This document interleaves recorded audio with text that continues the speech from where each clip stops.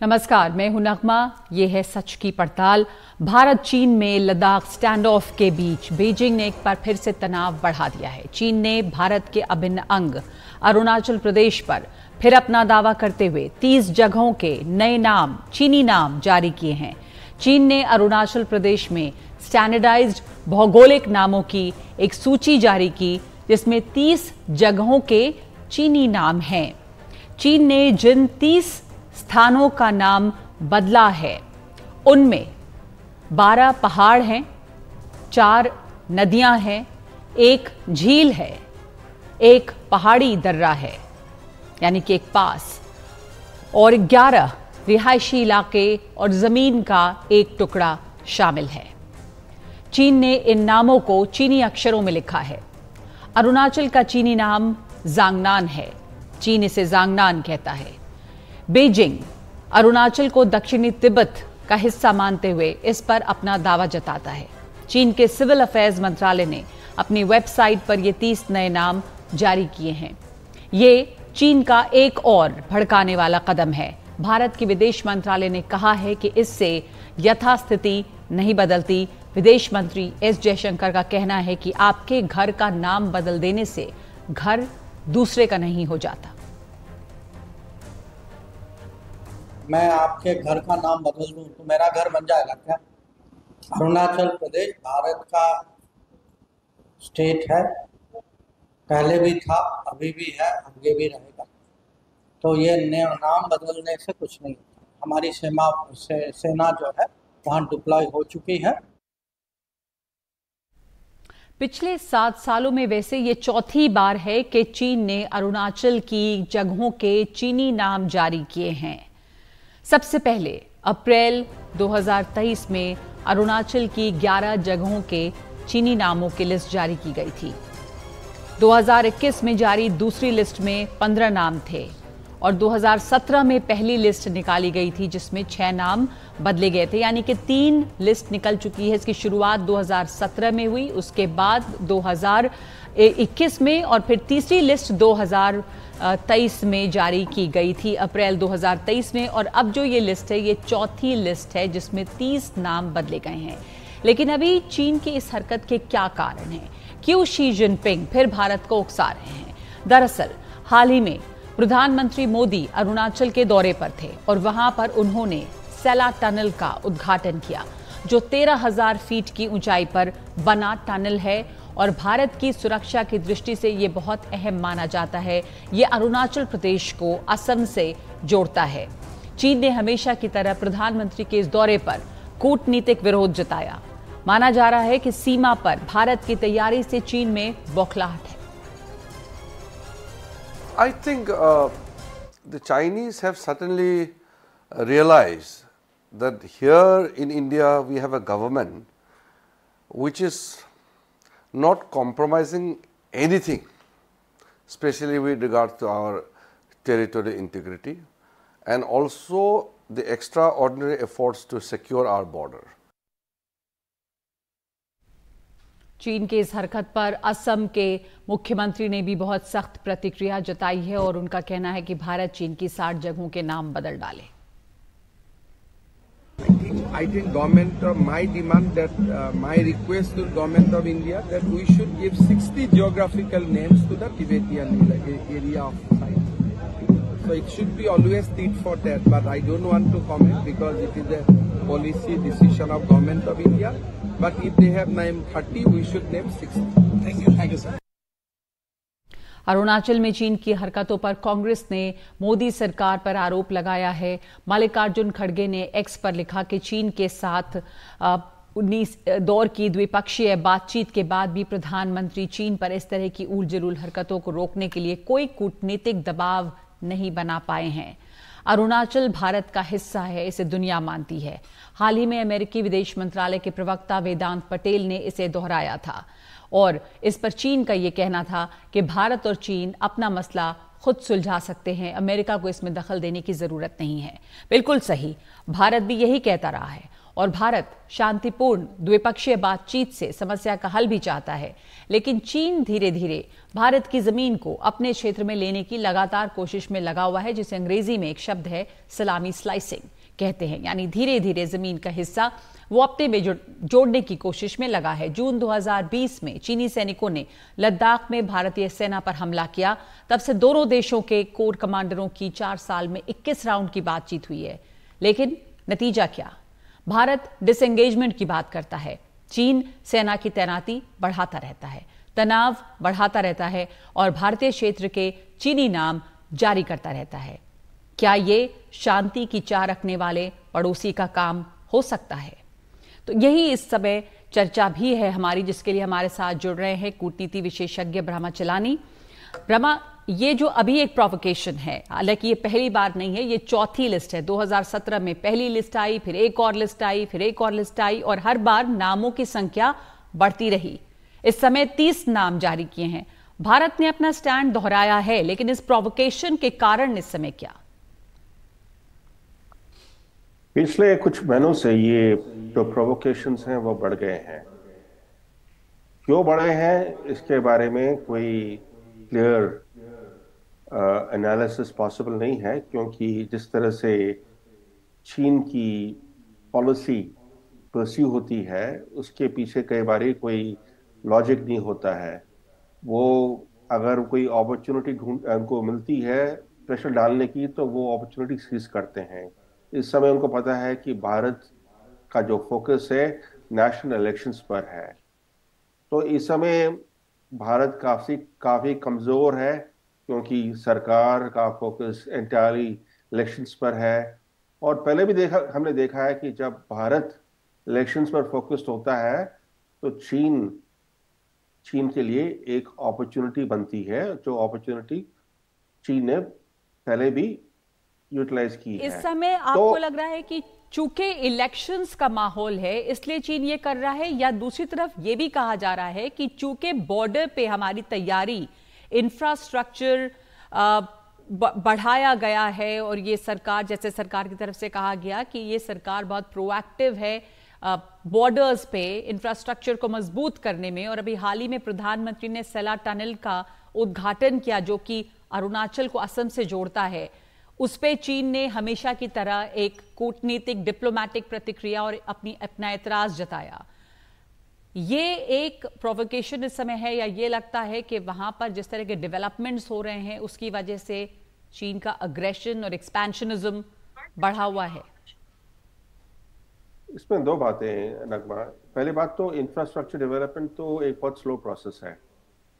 सेला tunnel जब शुरू हुआ बनने, उस समय चीन को पता था, क्योंकि इंडिया में हम हर स्टेप पब्लिसाइज करते हैं कि जब प्रोजेक्ट लॉन्च होता है उसको पब्लिसाइज करते हैं, जब प्रोग्रेस होता है उसको पब्लिसाइज करते हैं, और जब इनॉग्रेशन होता है वो भी पब्लिसाइज होता है। मगर चीन जो अपने इंफ्रास्ट्रक्चर प्रोजेक्ट्स लॉन्च करता है और जिस तरह से वो उनको इनॉग्रेट करता है, वो सारा कुछ छुपे छुपे करता है। और चीन का जो इंफ्रास्ट्रक्चर है बॉर्डर में वो काफ़ी कंसिडरेबल है और बढ़ भी रहा है। उस हिसाब से भारत का इंफ्रास्ट्रक्चर तो अभी काफ़ी अंडर डेवलप्ड है चीन के हिसाब से। मगर जो नया फोकस है वो बॉर्डर इंफ्रास्ट्रक्चर पर है, उसके बारे में कोई दो राय नहीं हो सकती है। मगर चीन को प्रोवोक ना करे इस वजह प्राइम मिनिस्टर मोदी तवांग नहीं गए। जब सेला टनल को उन्होंने इनॉग्रेट किया, ये सेला टनल तवांग के लिए बहुत ही इंपॉर्टेंट टनल, क्योंकि ये तवांग का एकमात्र एक्सेस है। तवांग से अगर आप बाहर निकलें या तवांग जाएं तो सेला टनल के थ्रू जाना पड़ता है।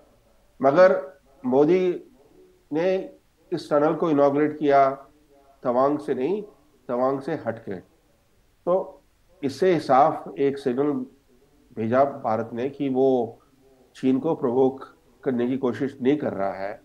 मगर चीन के प्रोवोकेशंस क्यों हो रहे हैं लगातार, स्पेशली जिस तरह से चीन का जो स्टेप्ड अप क्लेम है अरुणाचल पर, जो रिसेंट मंथ्स में ये क्लेम बहुत ही फोर्सफुली बीजिंग लगा रहा है, इसके इसके बारे में जो इंडिया का रिएक्शन है, मेरे ख्याल से इस रिएक्शन में कुछ फर्क आना चाहिए। जैसे चीन कहता है कि इसका जो क्लेम है अरुणाचल पर, वो तिब्बत से लिंक्ड है। उनका कहना है कि हिस्ट्री में अरुणाचल प्रदेश तिब्बत का हिस्सा था। तो भारत को कम से कम ये तो बोलना चाहिए कि चीन का जो दावा है, चीन अपने आप कह रहा है, हाईलाइट कर रहा है कि जो कोर इश्यू है वो तिब्बत है। भारत और चीन के रिश्तों में जो रियल इश्यू है चीन के हिसाब से वो तिब्बत है।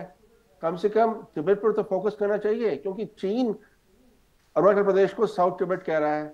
और भारत की इस समय नीति ये है कि लगातार ये सेम पॉलिसी रही है अंडर डिफरेंट प्राइम मिनिस्टर्स कि तिब्बत चाइना का एक हिस्सा है। तो हम एक तरफ से कह रहे हैं कि तिब्बत चाइना का एक हिस्सा है, और दूसरी तरफ चीन उसको कैपिटलाइज करके कह रहा है कि उसको अरुणाचल प्रदेश भी चाहिए, क्योंकि अरुणाचल प्रदेश हिस्ट्री में अलेजली। तो ब्रह्मा, बिल्कुल आप ये कह रहे हैं कि जो भारत का अभी जवाब है कि अरुणाचल अभिन्न अंग है, ये हम कहते रहे हैं, पर इस जवाब में भी कुछ बदलाव की जरूरत है, थोड़ा और आक्रामकता की जरूरत है और फोकस शिफ्ट होने की जरूरत है। फोकस तिब्बत पर होना चाहिए। हाँ, थोड़ा सा नुआंस में ना चेंज आना चाहिए, क्योंकि जो गवर्नमेंट की स्टेटमेंट्स तो अच्छी हैं, मगर जो असली मुद्दा तिब्बत है ये चीन भी कह रहा है।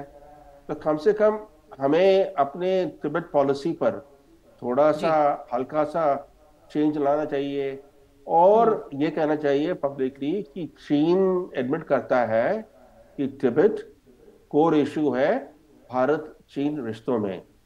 जी, चीन और भारत के रिश्तों में कोर इशू जो है वो तिब्बत है, और उसके ऊपर फोकस लाना या थोड़ा उसमें नुआंस जैसा आप कह रहे हैं वो लाना जरूरी है। धन्यवाद आपका ब्रह्मा चलानी, इस की जटिलता को बताने के लिए कि ये जो भारत में जो सीमा विवाद है उसमें एक बड़ा सरदर्द भारत चीन सीमा विवाद है, और चीन जो है रह रहे के अरुणाचल में जगहों के चीनी नामों की लिस्ट जारी करता रहा है। इसके पहले वो 3 लिस्ट जारी कर चुका है, और इस बार जो चौथी लिस्ट है उसमें 30 नाम जारी किए गए हैं। ये हमें क्या बताता है? चीन अपना दावा दोहरा भी रहा है और उसे बढ़ा भी रहा है, पहले 6 फिर 11 और 30। तो चीन जो है उसका एक्सपेंशनिज्म और उसकी आक्रामकता भी लगातार बढ़ती जा रही है, और ये एक बेतुका दावा है जिसे दुनिया नहीं मानती, लेकिन चीन बार बार इसे दोहराता है। तो इस समय सच की पड़ताल में एक ब्रेक ले रहे हैं हम।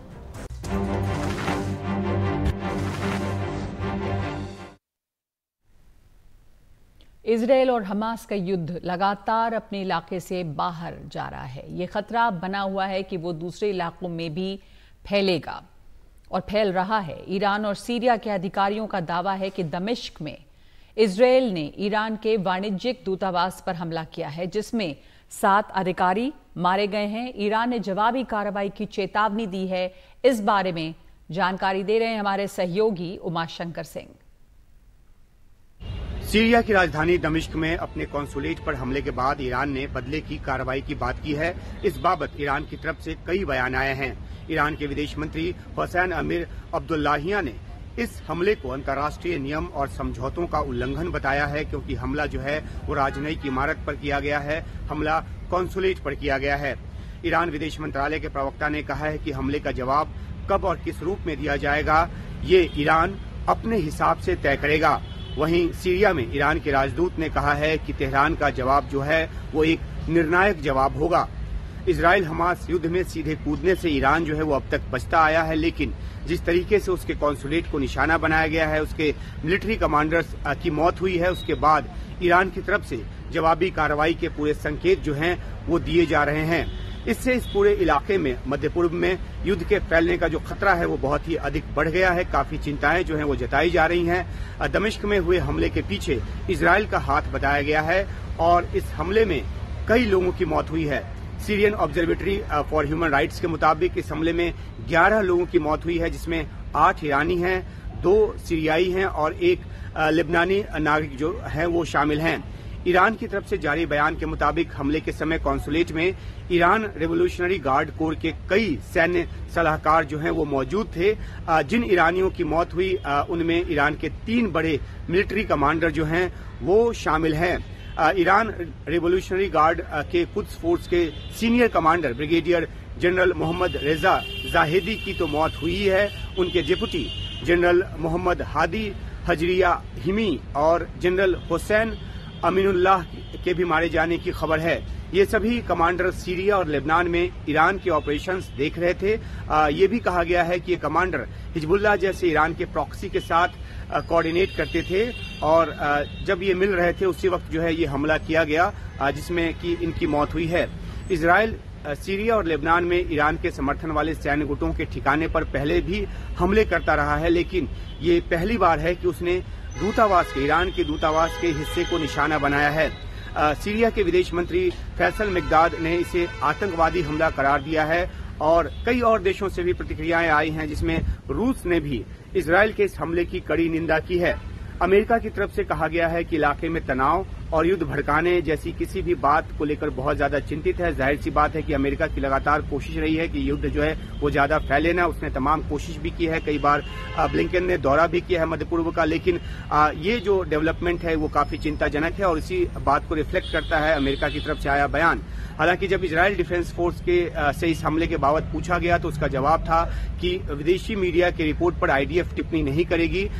इजराइल बेशक अपनी तरफ से इस बात की तस्दीक ना करे, लेकिन अब जो है नजर वो इजराइल की तरफ से की जाने वाली कार्रवाई को लेकर है कि वो आगे क्या करता है, कब करता है और कैसे इस हमले का जवाब देता है।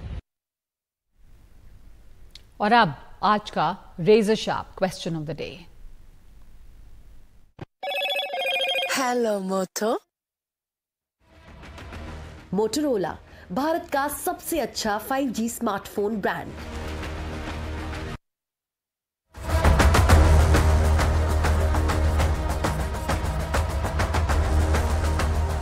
क्या अरुणाचल पर चीनी जुर्रत का जवाब देना चाहिए?